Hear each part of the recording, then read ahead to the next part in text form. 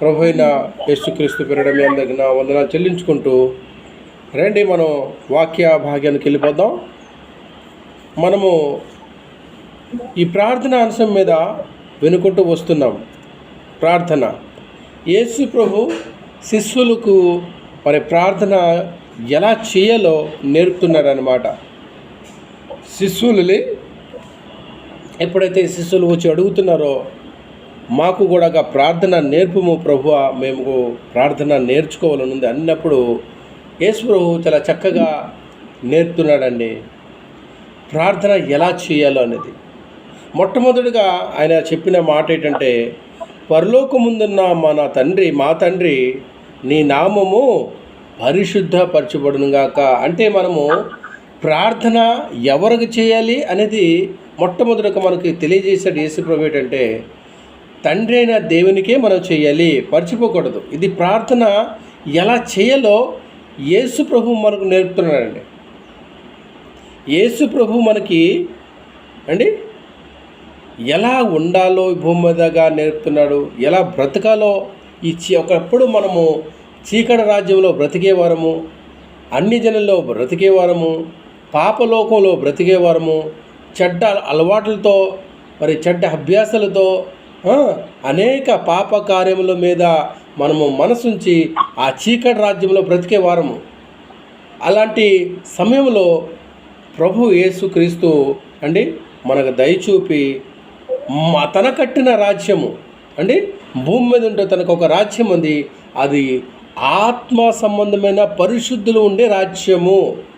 ఆ రాజ్యంలో ఆయన కట్టి భూమి మీదకి వచ్చి తన రాజ్యం కట్టి ఆత్మ సంబంధమైన రాజ్యం కట్టి ఎవరైతే పాపులుగా ఉన్నారో ఈ లోకంలో, ఎవరికైతే పాప మోక్షము లేదు అని అనుకున్న ప్రతి ఒక్కరు కూడా ఆయన ఆ వారి యొక్క పాపుల నిమిత్తము వారి ధర్మరాజు మనస్వి లైన్ మిస్ అయితే వారి పాపములు నిమిత్తము. వినపడుతుందండి అందరికీ నా మాటలు? నా మాటలు అందరికి వినిపిస్తున్నాయా? మన పాపముల నిమిత్తము, మన అపరాధముల నిమిత్తము మనం ఒకప్పుడు పనికిరాని పనులన్నీ చేసి, పరలోకానికి విరోధమైన పనులు చేసి మనము ఏమై ఉన్నాము? అప్పుడు పాపులుగా ఉండేవారము. ఆ సమయంలో మనందరి నిమిత్తము తండ్రి అయిన దేవుడు తన ఒక్కగానొక్క కుమారునికి ఈ భూమి మీదకి పంపించి మనందరి నిమిత్తము యేసుక్రీస్తు తన సొంత ప్రాణం పెట్టాడండి. తన రక్తమంతా ధారపోసాడు మన పాపములు కడుగుటకు. తన ప్రాణము పెట్టాడు మనం బ్రతకడానికి. ఆ లోకము నుండి చీకటి రాజ్యము నుండి మనకి విడిపించి తన కట్టిన వెలుగు రాజ్యములు మనకు ఉంచి ఇక మీదట మీరు పాపులుగా పిలువబడరు, ఇక మీదట మీరు నీతిమంతులుగా పిలువబడతారు. అందుకు మీరు ఏం చేయాలి? నేను కట్టిన రాజ్యము అనగా సంఘము, వాటిలో మీరు ఎలాగ ఉండాలి? పరిశుద్ధులుగా నిర్దోషులుగా బ్రతకండి. సమయం వచ్చినప్పుడు, మనము పరలోకం వెళ్ళే సమయం వచ్చినప్పుడు మనము ఈ భూమి మీద ఎన్ని సంవత్సరాలు బ్రతుకుతామో అది మనకు తెలియదు, ఎన్ని దినాలు బ్రతుకుతామో మనకు తెలియదు. అయితే ఒక నిశ్చయం ఏంటంటే, మనకు పరిశుద్ధులంగా బ్రతుకుతే యేసుక్రీస్తు అడుగు జాడుల్లో మనం బ్రతుకుంటే ఖచ్చితంగా మనకు పరలోకం ఉంది అని యేసు ప్రభు మనకి స్పష్టంగా తెలియజేశాడండి. అందుకోసం మనం పరిశుద్ధులుగా బ్రతకాలి. ఎందుకోసము? పరలోకములో మనము స్థలం పొందుకోవడానికి ఇక్కడ భూమి మీద తన కట్టిన రాజ్యంలో పరిశుద్ధులుగా బ్రతకాలి. మనస్ భాయ్ అప్పుడు వచ్చింది లైన్ రే ଆମେ ସ୍ୱର୍ଗରେ ଯେଉଁଟାକି ପିତା ପରମେଶ୍ୱରଙ୍କର ନିକଟ ଆମେ ପବିତ୍ର ଭାବରେ ଜୀବନ କାଟିବା ପାଇଁ ଏଠି ଏ ପୃଥିବୀରେ ପ୍ରଭୁ ଯୀଶୁ ତୋଳିଥିବା ସେଇ ରାଜ୍ୟ, ପ୍ରଭୁ ଯୀଶୁ ତୋଳିଥିବା ସେଇ ମଣ୍ଡଳୀରେ ଆମେ ପବିତ୍ର ଭାବରେ ନିର୍ଦ୍ଦୋଷ ଭାବରେ ଏଠି ଆମକୁ ଜୀବନ କାଟିବାର ଅଛି। ତାହେଲେ ଆମକୁ ସେ ସ୍ୱର୍ଗ ଦେବେ, ଯେଉଁ ସ୍ୱର୍ଗ ପାଇଁ ଆମେ ସମସ୍ତେ ଆହୁତ ହେଇଅଛୁ। ବୁଝିପାରୁଛନ୍ତି ଆଜ୍ଞା? जो स्वर्ग पे आम समस्ते आवित होइछु जो आम जेतलू आम अंधार दुनिया थिलु पाप दुनिया थिलु जगत मायर थिलु से समय प्रभु जीशु आसिकी हाँ आम समस्त पाप से नहीं गले धोईदेले तांकर रक्त दे तांको प्राण दे आमन को प्राण देले माने से मृत्यु हेले आमन को जीवन देले से कहले मु जेमती पुनर्बार बंची आ तुमनकर मझे मु अच्छी सेमती तुमने भी मरले मझे तुमने बंचब से तुमने हाँ आहूत होर राज्य को अंकोसम మీరు ఆహ్వానితులై ఉన్నారు పరలోక రాజ్యముకు ఈ పరలోక రాజ్యం ఎప్పుడు మనకు వస్తుందంటే అంటే తన రాజ్యములో తన కట్టిన రాజ్యములో మీకు కనిపిస్తుందండి రాజ్యము కనిపిస్తుందా ఇప్పుడు మనం అందరం ఎక్కడ ఉన్నామండి పరలోక అంటే పరలోకములో మనం వెళ్ళటానికి ఇప్పుడు తన కట్టిన రాజ్యములో ఉన్నాము అది ఆత్మ సంబంధమైన రాజ్యము నీకు కంటికి కనిపించకపోవచ్చు అని నీ కంటికి కనిపించకపోవచ్చు కానీ ఆత్మ నేత్రాలు ఎప్పుడైతే మనము చూస్తామో అప్పుడు యేసు ప్రభు కట్టిన ఆ రాజ్యము కనిపిస్తుందండి అండి ఉన్నారా అందరూ లైన్లో మనస్ వైపు సునిపరుచుంది मानस भाई ठीक अच्छे मोर शो करनी ना गुड़ाक शो करनी से आपण मन को आउ थे रिपीट कर पचारुची हाँ तो आम तांकर राज्य विषय आम वाक्य को ध्यान दौचु बहुत लोग कहती आर राज्य आसेनी आसब आज्ञा से प्रार्थना करती कि ए स्वर्गीय पिता तुम नाम पवित्र हो आ तुम राज्य आसु एपरी प्रार्थना करती అంటే చాలా మంది చాలా సంఘాలలో ఇలాగా అనుకుంటుంటారండి ఇంకా రాజ్యము రాలేదు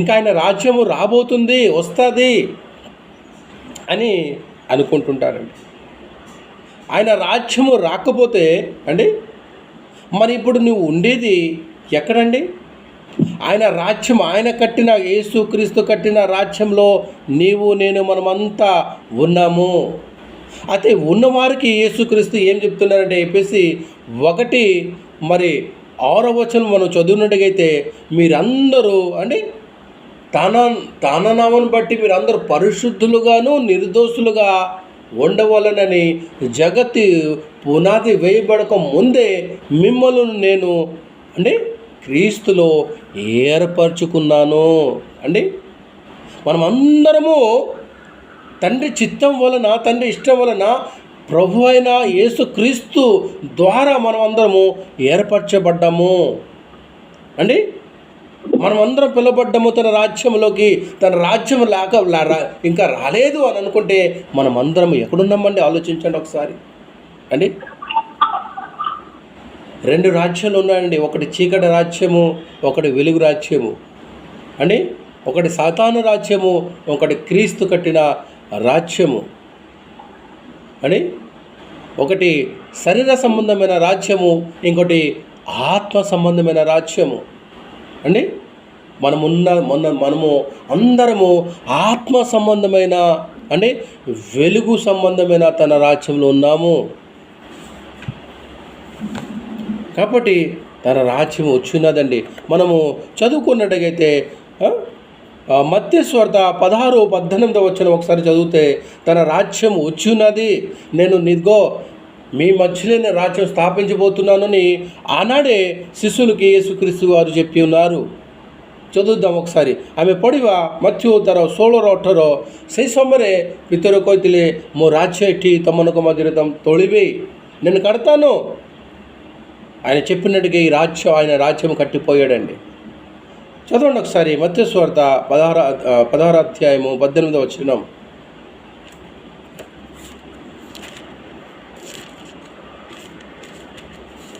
మరియు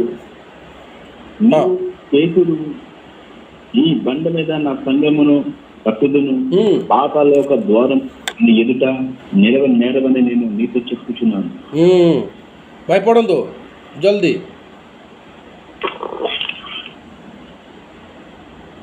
ଅତି 16-18 ଆଜ୍ଞା।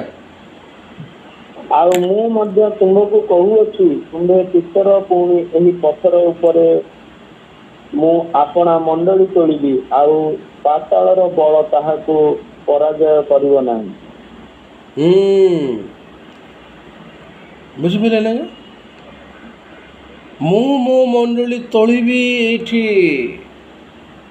అంటే మరియు నీవు పేతురవు, పేతురు అనగా రాయి బండ, ఈ బండ మీద నా సంఘమును కట్టుదును అంటే పాతాళ ద్వారములను దాని ఎదుట నిలువలేరవని నేను మీతో చెప్పుచున్నాను. అంటే ఆ రోజులే అంటే యేసు ప్రభు శిశువులను ట్రైనింగ్ ఇచ్చే సమయంలోనే प्रभु जीशु शिशु मन को जो समय ट्रेनिंग दौले से समय ही कहीदे मु मो मंडली तुम मध्य मो तोलिबी से तोली सारी ఆయన కట్టి వెళ్ళాడండి. తన రాజ్యము కట్టి అంటే ఆ రాజ్యము సంఘానికి అని మనందరికీ అప్పగించి, శిష్యులు కనుక అపోస్తులు కనుక అపోస్తుల తర్వాత మనమందరము క్రీస్తులు ఏర్పరచబడిన జనంగమని మనమందరము అనేది అందరి బాధ్యత మనందరిది.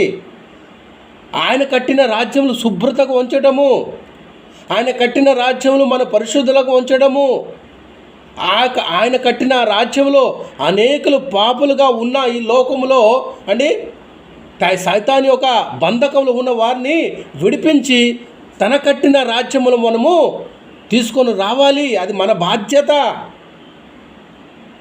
ଆଜ୍ଞା ଯେମିତି ଆମେମାନେ ତାଙ୍କ ଦୟାରୁ ଆମେ ଯେମିତି ମୁକ୍ତି ହେଇ ସେଇ ଅନ୍ଧାର ରାଜ୍ୟରୁ ଶୈତାନ ରାଜ୍ୟରୁ ଆମେ ମୁକ୍ତି ହେଇକି ଯେମିତି ତାଙ୍କର ପ୍ରଭୁ ଯୀଶୁ ତୋଳିଥିବା ସେ ରାଜ୍ୟରେ ଆମେ ଅବିକା କ'ଣ ବାସ କରିଅଛୁ, ସେହିପରି ଅନ୍ୟ ଲୋକମାନେ ଯେଉଁ ଅନ୍ୟ ଜାତି ଗୁଡ଼ାକ ଯେଉଁ ଅଛନ୍ତି ବିଜାତି, ସେମାନଙ୍କୁ ମଧ୍ୟ ଆମମାନଙ୍କର କର୍ତ୍ତବ୍ୟ ଅଟେ।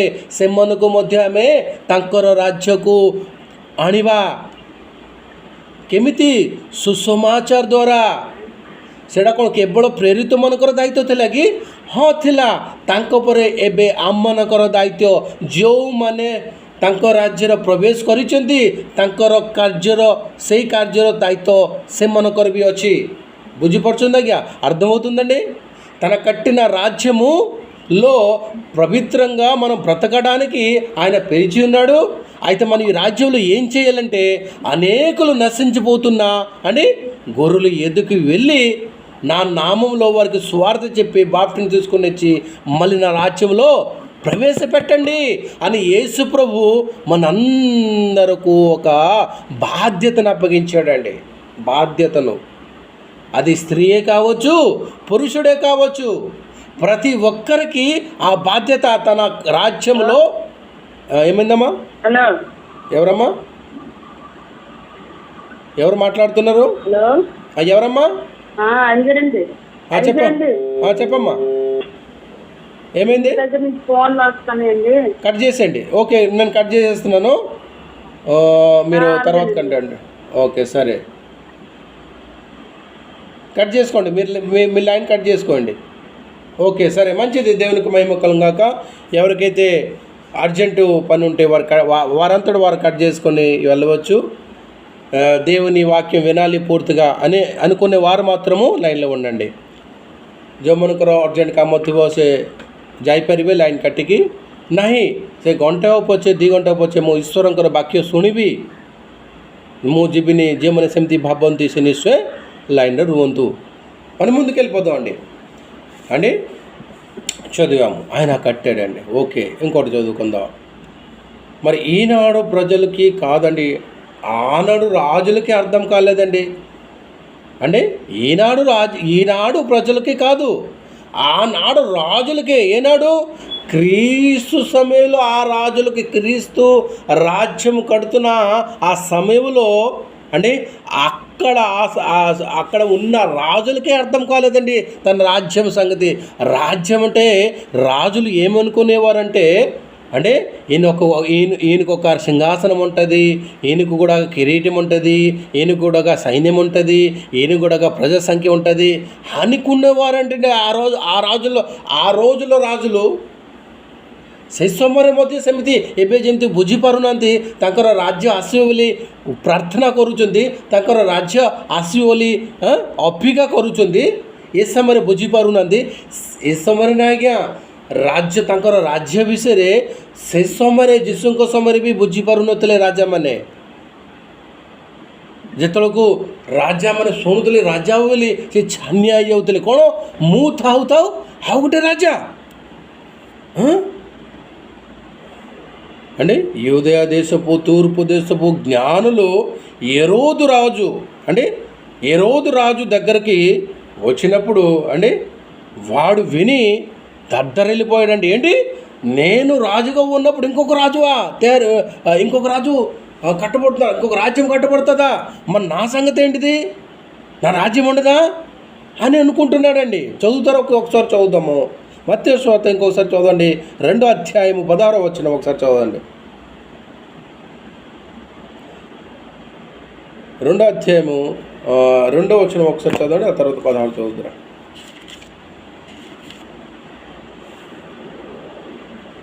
మధ్య తర్వాత 2 పడివా 2 ఆగే. యూదుల రాజుగా పుట్టినవాడు ఉన్నాడు, తూర్పు దిక్కున మేము ఆయన నక్షత్రం చూసి ఆయనను పూజింప వచ్చితమని చెప్పారు. ఎప్పటికండి బయటికి పెద్ద పడుకో మత్స్య సంస్థ దూరదు.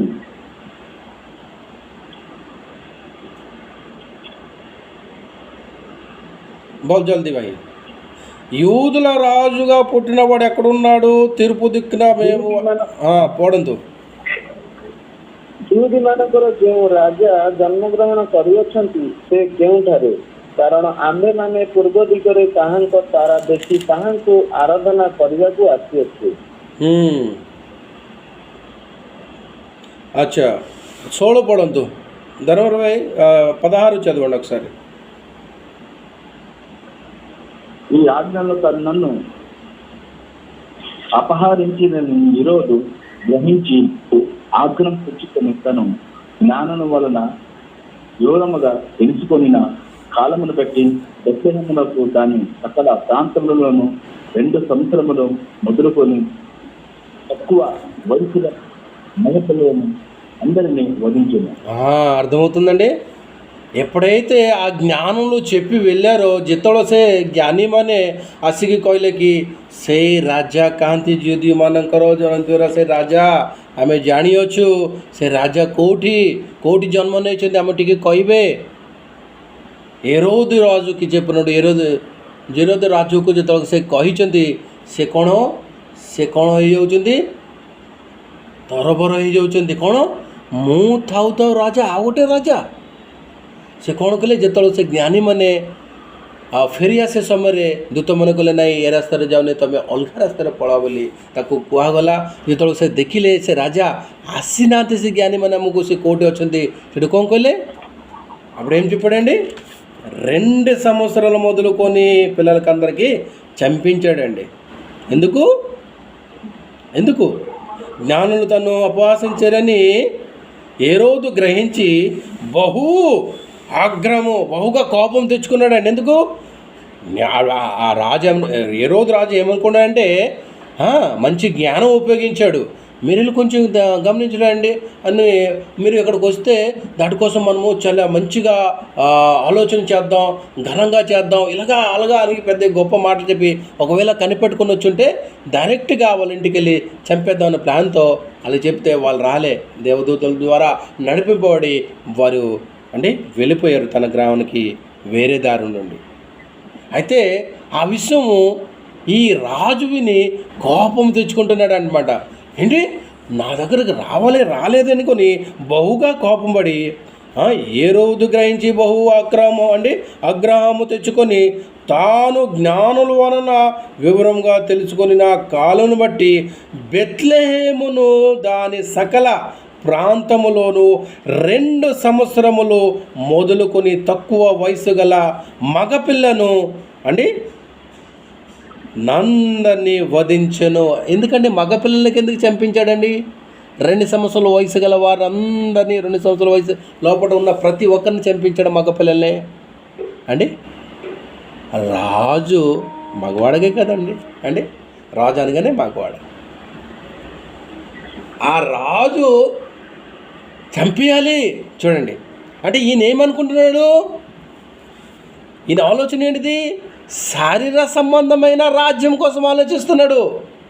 ये कौन भाବୁଛନ୍ତି? ଶାରୀରିକ ରାଜ୍ୟ ବିଷୟରେ ଭାବୁଛନ୍ତି।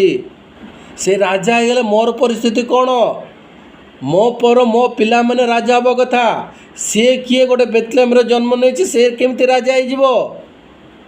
ଆଜ୍ଞା, ସେ ଭାବୁଛନ୍ତି କେଉଁ ରାଜ୍ୟ ବିଷୟରେ? ఈ శారీరక సంబంధీయ రాజ్య విషయరే, ఈ శరీర సంబంధమైన రాజ్యం కోసమే ఆలోచిస్తున్న రాజు తప్ప ఇది ఆత్మ సంబంధమైన రాజ్యం కట్టబోతున్నాడు ఆ ప్రభు అయిన యేసుక్రీస్తు. తన భుజం మీద రాజ్య భారము మోపబడుతుంది యేసుక్రీస్తు మీద అని యెషయా గ్రంథంలో చదువుకున్నాము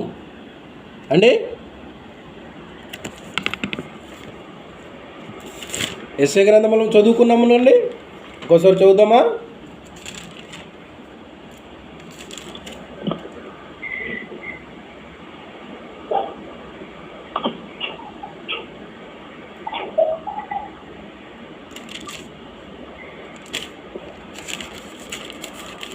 ఒక్క నిమిషం.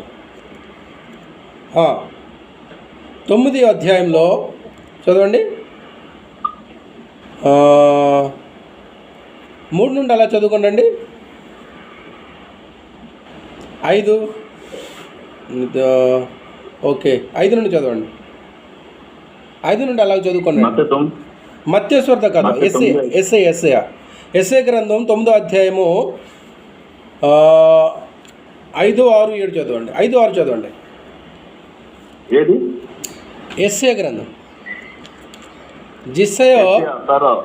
जिसया तर 9, 5, 6 पढ़ंतु.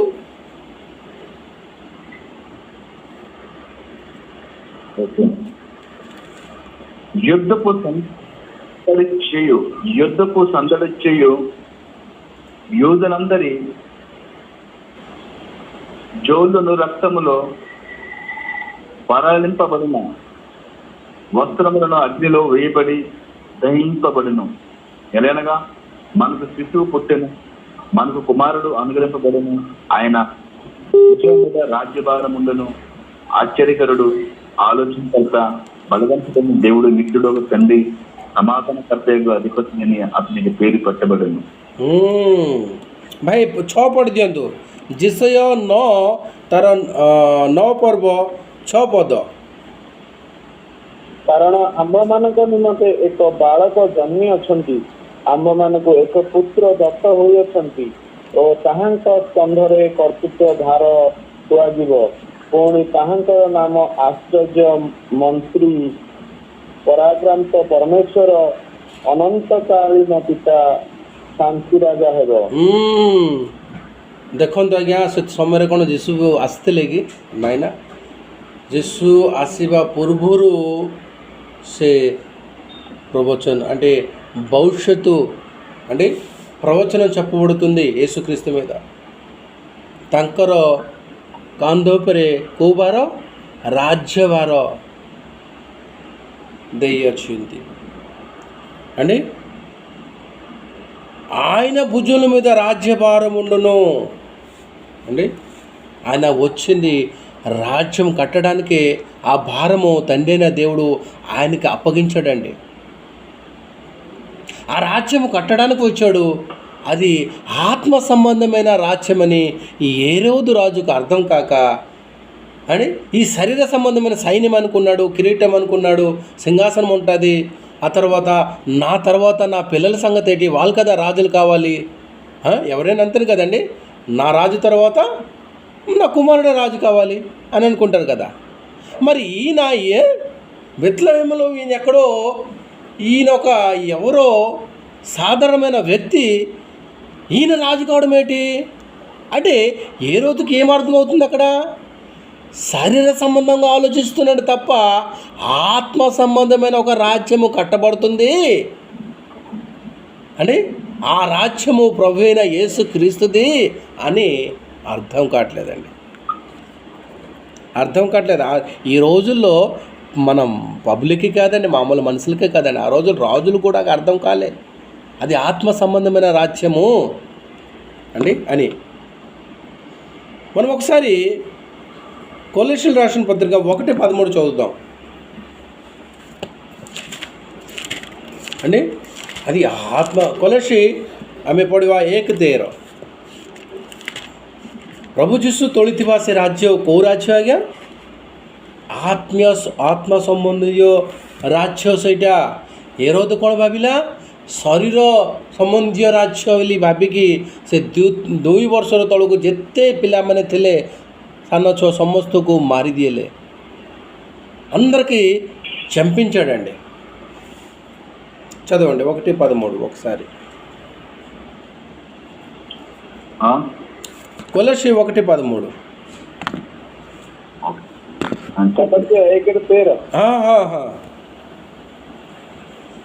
ସେ ଆମ୍ଭମାନଙ୍କୁ ଅନ୍ଧକାରର କ୍ଷମତାରୁ ଉଦ୍ଧାର କରି ଆପଣା ପ୍ରେମ ପାତ୍ର ପୁତ୍ରଙ୍କ ରାଜ୍ୟ ମଧ୍ୟକୁ ସ୍ଥାନାନ୍ତର କରିଅଛନ୍ତି। ପଢ଼ନ୍ତୁ ଆଜ୍ଞା, ତେଲୁଗୁରେ ଭାଇ ଚଦవండి. కొలసి 1:13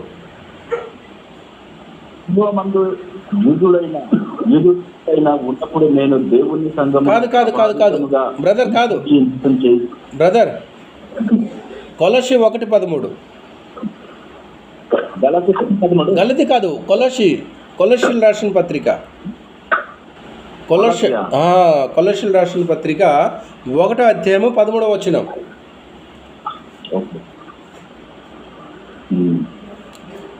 ఆయన మనలను అంధకారమైన అధికారంలో నుండి విడుదల చేసి తను ప్రేమించిన కుమారుని యొక్క రాజ్య నివాసులుగా చేశాను. చూసారండి అండి, మనము ఒకప్పుడు ఎక్కడ ఉండేవారమండి? మనము ଆମେ ଈଶ୍ୱରଙ୍କ ରାଜ୍ୟ ଆସିବା ପୂର୍ବରୁ ଆମେ କେଉଁଠି ଥିଲୁ? କେଉଁ ଅଧୀନରେ ଥିଲୁ? କାହା ଅଧୀନରେ ଥିଲୁ ଆଜ୍ଞା? పడిపారుచుంది, జానిపారుచుంది. ఆయన మనలను అంధకారమైన సంబంధమైన అధికారములో నుండి విడుదల చేశాడు. అంటే అధికారం అంటే ఈ అంధకారంలో ఉన్న లోకల్ ఎవరో అధికారం చలాయిస్తున్నాడు అన్నమాట. అర్థమవుతుందండి? అంధకార సంబంధమైన లోకములో వానికి కూడా ఒక రాజు ఉన్నాడు, అధికారి ఉన్నాడు. అంధకార సంబంధమైన లోకానికి ఒక రాజు ఉన్నాడు, అధికారం చూపుతున్నాడు అంధకారంలో ఉన్న ప్రజలకి అండి. వాడే సాతాను, सही शैतान जो माने आज्ञा अंधार जगत अच्छी, अंधार पाप दुनिया अच्छी, जो माने जगत अच्छे से मैंने कौटी अच्छा अंधार राज्य अच्छी, से राज्य से शैतान से राज्य से अंधकार राज्य आमन को छड़ी आनी అంటే అర్థమవుతుందండి. మనం ఒకప్పుడు ఏ రాజ్యంలో ఉండేవారము? శరీర సంబంధమైన అంధకార సంబంధమైన శరీర సంబంధమైన లోకంలో ఉండేవారము. ఒకప్పుడు మనము అంధకారమైన చీకటి సంబంధమైన తన రాజ్యంలో, ఎవడు రాజ్యము? సాతాను రాజ్యంలో ఉన్నప్పుడు ప్రేమ చేత మనలో కృప చూపి కనికరించి దేవుడు మనల్ని ఆ రాజ్యం నుంచి ఆ వాడు అధికారము చలించినప్పుడు వాడి చేతి నుంచి విడిపించి మనకు బయటికి తీసుకొని వచ్చి తన కట్టిన రాజ్యము అంటే తండ్రి బహుగా ప్రేమించిన తన కుమారుడు యేసుక్రీస్తు ద్వారా కట్టిన రాజ్యంలో మనకి ప్రవేశపెట్టాడండి. అర్థమవుతుందా? ఆయన రాజ్యం రాలేదు ఇంకా. ఇప్పుడు కూడా ఎలా ప్రార్థన చేయగలుగుతున్నారండి రాజ్యం రాలేదని? ఇప్పుడు అర్థమవుతుందా ఆ రాజ్యం వచ్చింది లేదో? ବୁଝିପାରୁଛନ୍ତି? ଏସବୁ ଆମେ ପଢ଼ିଲା ପରେ ତାଙ୍କର ରାଜ୍ୟ ଆସିବ ନା ଆସିଯାଇଅଛି? చింతా କରନ୍ତୁ. ఆయన మనలను అంధకారమైన అధికారముల నుండి విడుదల చేసి తాను ప్రేమించిన తన కుమారుని యొక్క అంటే అండి ప్రేమించిన కుమారుని యొక్క రాజ్య నివాసులుగా చేసెను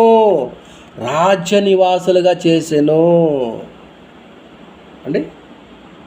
ఇంకా రాలేదా?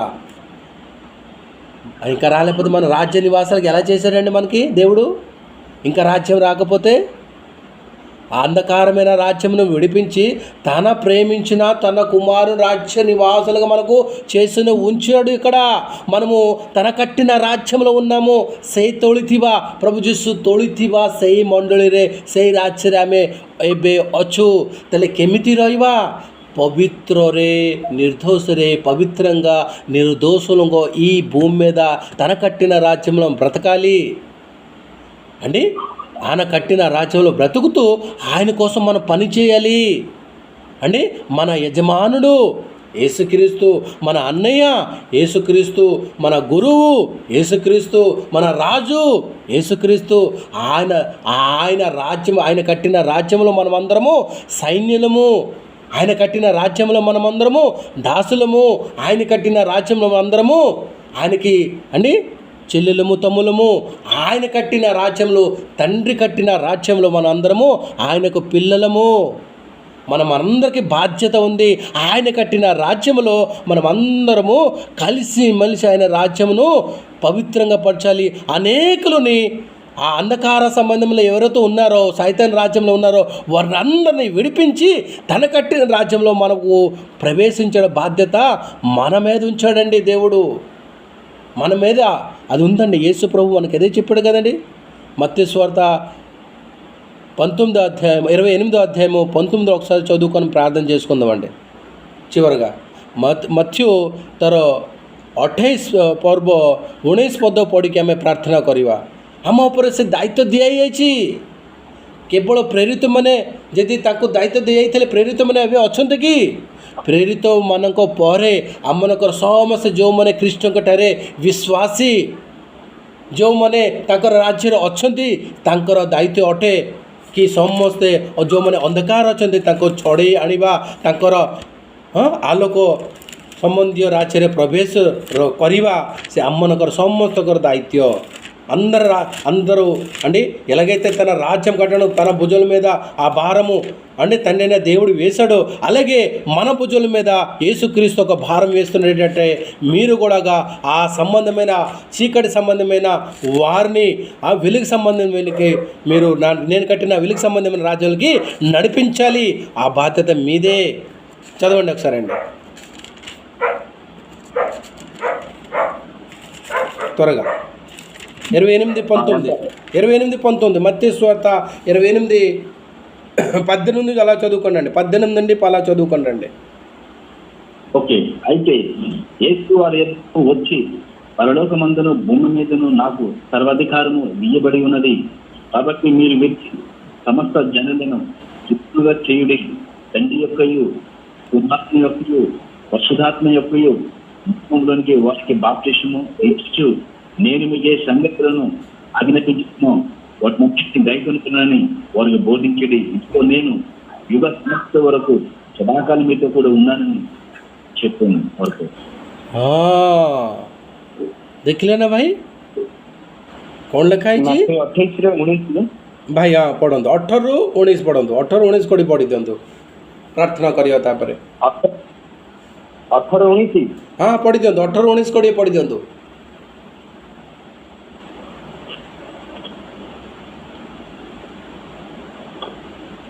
ପଢ଼ନ୍ତୁ ଜଲ୍ଦି.